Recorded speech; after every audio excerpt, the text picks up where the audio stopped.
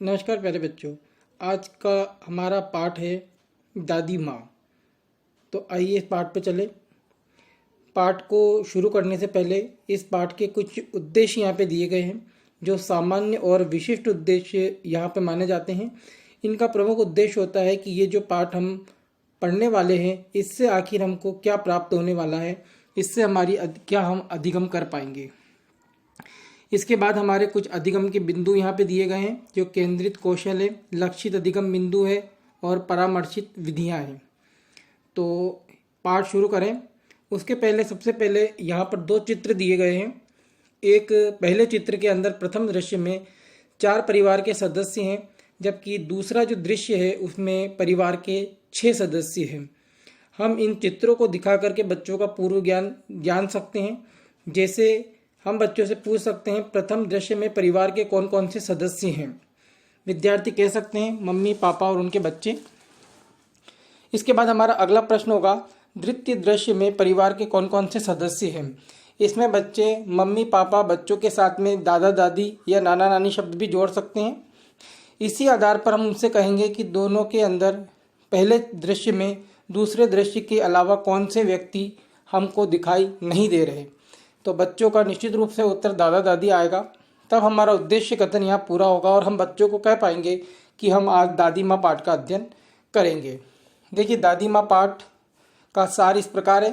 प्रस्तुत पाठ का आरंभ लेखक के हाथ में मौजूद चिट्ठी के साथ होता है जिसमें लिखा है कि उसकी दादी का देहांत हो गया है।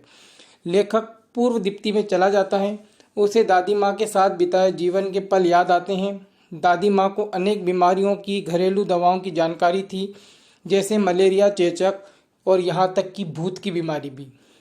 दादी ऊपर से सख्त थी किंतु मन के भीतर दया व करुणा भाव उनके भीतर मौजूद थे।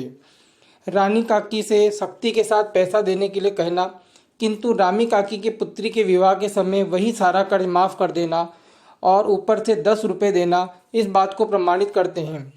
साथ ही दादी भविष्य के विषय में भी विचार करती थी। लेखक के दादा के श्राद्ध में अधिक पैसा न खर्च करने की सलाह देना इस बात को सिद्ध करता है। इस प्रकार पाठ के माध्यम से लेखक ने बताना चाहा है कि हमारे जीवन में बुजुर्गों का स्थान महत्वपूर्ण होता है। इसके बाद कुछ काठिन्य निवारण के प्रश्न दिए गए हैं, जैसे भांडाफोड़ जिसका अर्थ है रहस्य खुल जाना, हाथापाई लड़ाई होना, पुत्रोत्पत्ति का मतलब पुत्र का जन्म, निकसार निकास का द्वार, ज्वर बुखार, पोपला मुंह, बिना दांत का मुंह। तो हम बच्चों से इन शब्दों को लेकर के कुछ वाक्य निर्माण के लिए कार्य भी दे सकते हैं। इसके पश्चात भाषा अध्ययन संबंधी शामपट कार्य है जो है सा, सी और से लगाकर बच्चों को कुछ वाक्यों का निर्माण करना है। जैसे यहाँ है दूध सा सफ़ेद, पानी सा शीतल, गाय सी सीधी, हल्दी सी पीली, हवा से तेज, आकाश से ऊंचा। इसके अलावा बच्चे अपनी स्वेच्छा से कई और शब्दों को बना सकते हैं। दूसरा प्रश्न है छू छू कर। इस शब्द में इस प्रकार के शब्दों में एक शब्द का प्रयोग 2 बार हुआ है, तो हम बच्चों को नीचे दिए गए शब्दों से अलग वाक्य बनाने के लिए कह सकते हैं। जैसे मेरा खाना खा खा कर पेट भर गया, तुम बोल बोल कर पढ़ो, रुक रुक कर चलो, आप चिल्ला चिल्ला कर मत बोलो। इस तरह और भी वाक्य बच्चे बना सकते हैं, आप ये कार्य दे सकते हो। इसके बाद अभ्यास कार्य है, ये 3 स्तरों पे दिया गया है। प्रथम स्तर में 2 प्रश्न हैं। दादी माँ सहृदय थी, स्पष्ट कीजिए। दादी माँ के भावुक होने के पीछे क्या कारण था।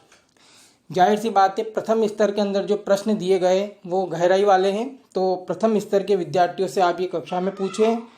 द्वितीय स्तर है दादी माँ ने लेखक के पिता को किस कार्य हेतु मना किया था। दादी माँ ने रामी काकी का कर्ज क्यों माफ़ कर दिया। ये द्वितीय स्तर के प्रश्न हैं। तृतीय स्तर है जो बच्चे थोड़ा धीमी गति से सीख पाते उनके लिए, दादी माँ कौन कौन सी बीमारियों की दवा जानती थी और दादी माँ को रामी काकी ने आशीष क्यों दिया। इसके बाद गृह कार्य के कुछ प्रश्न हैं।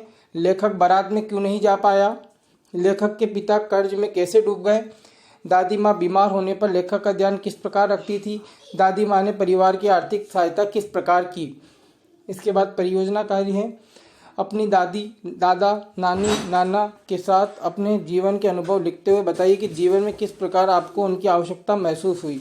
100 से 150 शब्दों में आप ये परियोजना कार्य कर सकते हैं। इसके पश्चात गतिविधि है, तो जब ग्रैंड पेरेंट्स डे मनाया जाए तब भी आप इस तरह की गतिविधि आयोजित कर सकते हैं, या फिर कक्षा के अंदर बच्चों को बुला करके आप पूछ सकते हैं कि दादा दादी, नाना व नानी के जीवन से आपको क्या सीखने को मिला। इसका मुख्य उद्देश्य ये होगा कि बच्चे अपने वरिष्ठ जनों के साथ अपना लगाव व प्रभाव निर्भीक रूप से, स्पष्ट रूप से हमारे सामने प्रस्तुत कर पाएंगे। इसी के साथ इतना ही, धन्यवाद।